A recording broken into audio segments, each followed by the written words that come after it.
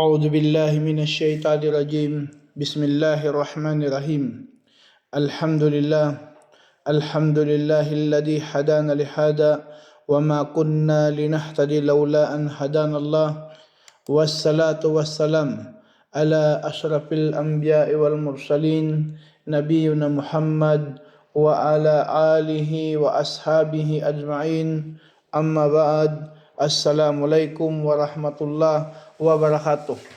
Mga kapatid sa pananampalatayang Islam, sinabi ng Allah sa banal na Quran, "Kitamuhu mis wa fi dalika falyatanafasil mutanafisun." Sinabi ng Allah sa banal na Quran na ang selyo nito ay pabangong mus, kaya dahil dito ay magpaligsahan ang mga nagpapaligsahan.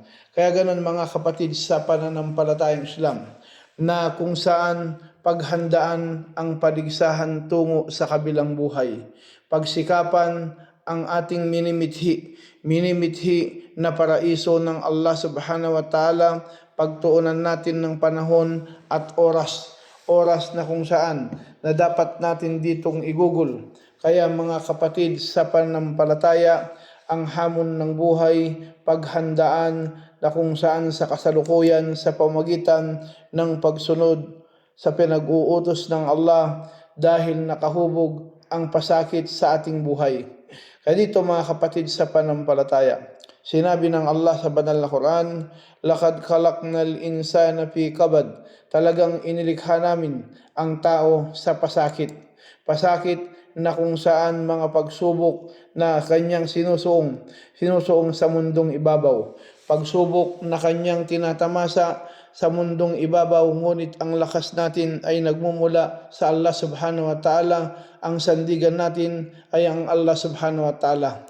Kaya pansamantalang panahon lamang na kung saan pansamantalang panahon na kung saan ang hamon na ating kinaharap na paminsan-minsan o payugto-yugto para maging mensahe ito sa atin, para dagdagan ang ating kamalayan at karunungan at para ipapalabas ang pinakamahusay na pasya at maging karapat-dapat sa ating mga makukuha. Pagpapalaan ng Allah subhanahu wa ta'ala, paraiso na kung saan na ating pinagsisikapan. Minsan hindi malinaw ang hangarin, kaya't nagagalit tayo sa hamon ng buhay.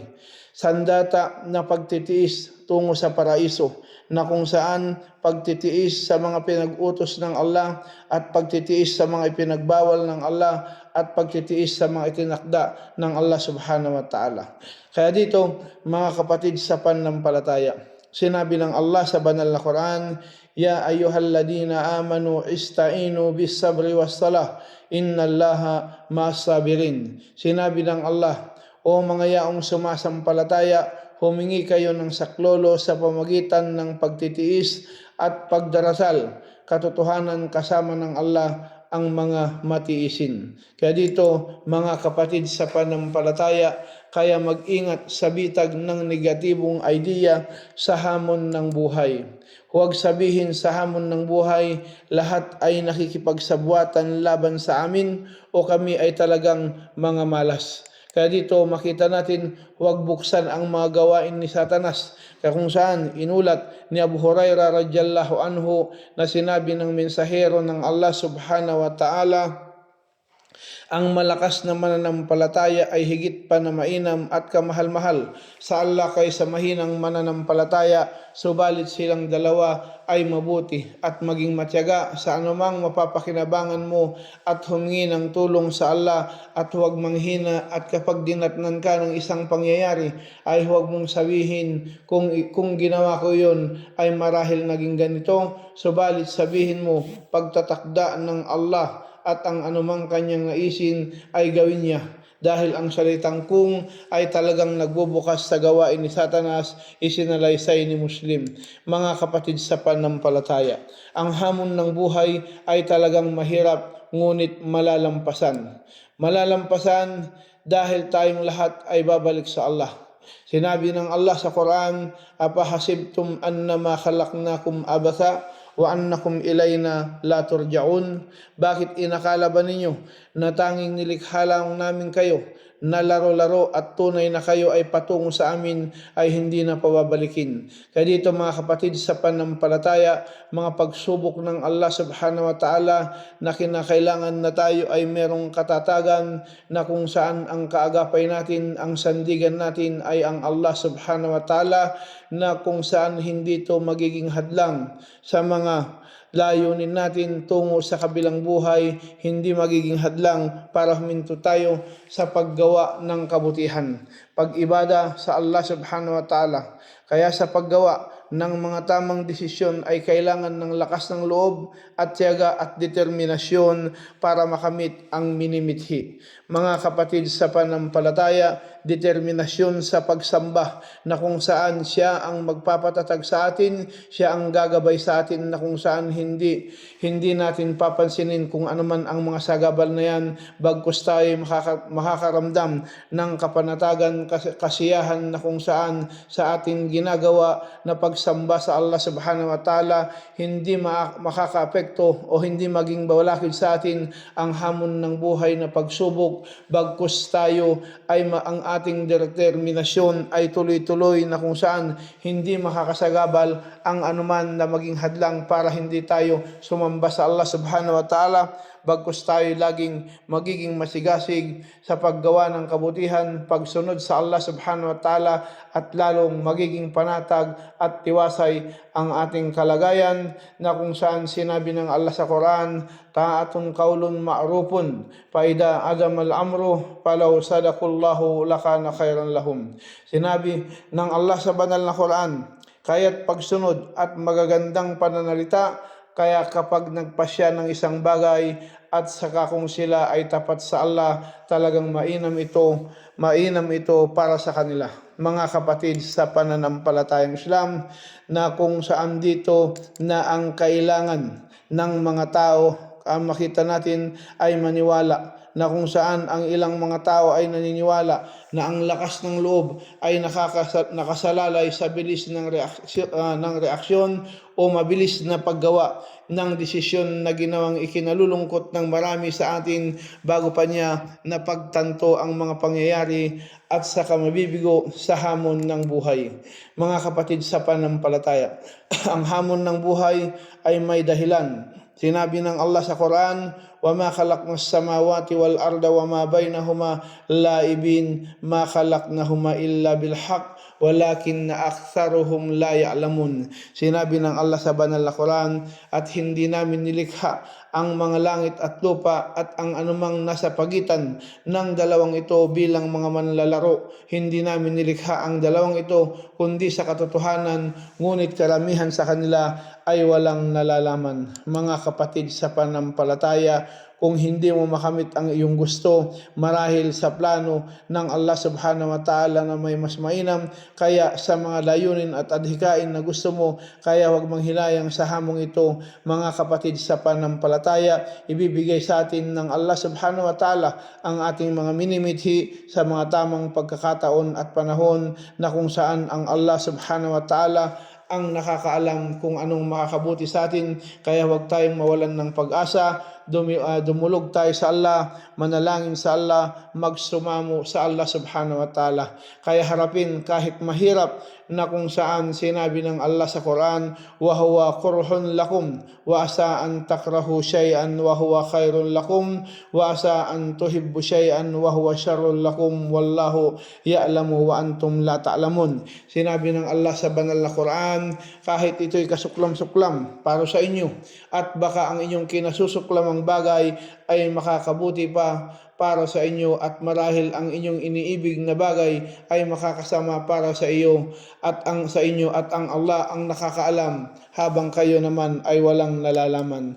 Mga kapatid sa pananampalataya, na mapagtanto natin na hindi isinara ang pinto ng Diyos ang isang pinto nang hindi bubuksan ang isa. Kaya nga sabi, kung isinarado sa iyo ang isang pinto ng biyaya, bubuksan sa iyo ang maraming pinto. Kaya dito mga kapatid, Allahu wa tabtahu wasi'ah. Ibig sabihin, Kaya makita natin dahil ito, nalalaman natin na ang isa sa mga pangalan ng Allah na Al-Fatih, siya ang tagabukas at wasi, ang tagalawak. Mga kapatid sa panampalataya, na sa dami ng pagkakataon, panahon na wag nating sayangin na gumawa ng ibada, pagsamba sa Allah subhanahu wa ta'ala. Sinabi ng Allah sa Quran, kadibtarayna alallahi kadiban in udna fi millatikum ba'da id najjayna Allahu minha wa ma yakunu lana an na'uda fiha illa ay yasha Allah rabbuna wasi'a rabbuna kulla shay'in ilman alallahi tawakkalna rabbana ftah bainana wa baina qaumina bilhaq wa anta khairul fatihin.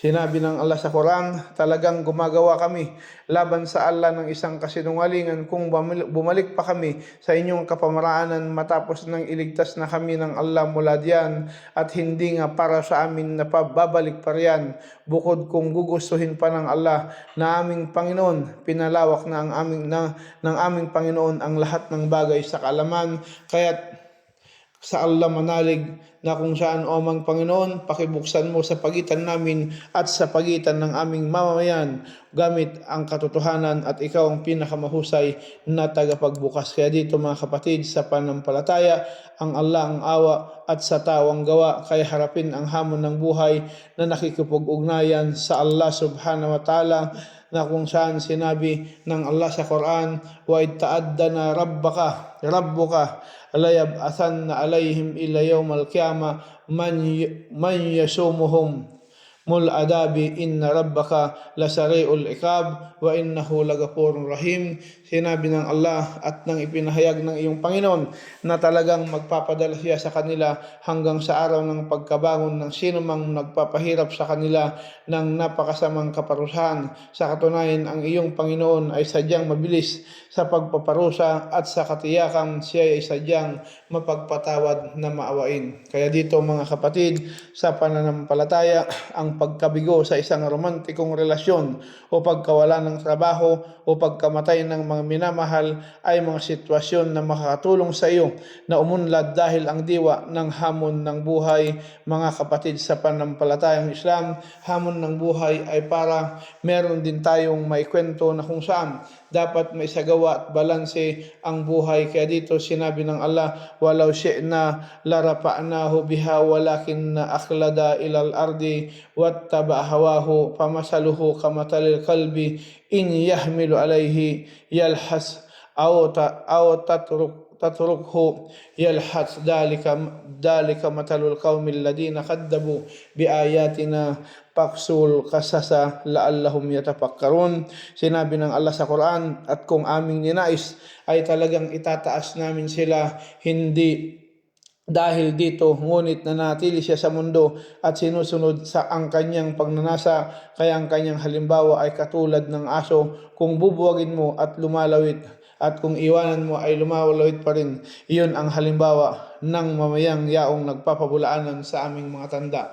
Kaya't ikinuwento mo ang kwento, baka saka sila ay magmuni-muni. Kaya dito mga kapatid sa panampalataya, na maging masikap tayo, kumapit tayo sa Allah subhanahu wa ta'ala, sa kanyang mga kautusan, kumapit tayo sa ating relihiyong Islam na kung saan dahilan kalugdan tayo ng Allah subhanahu wa ta'ala dito sa mundo at saka sa kabilang buhay.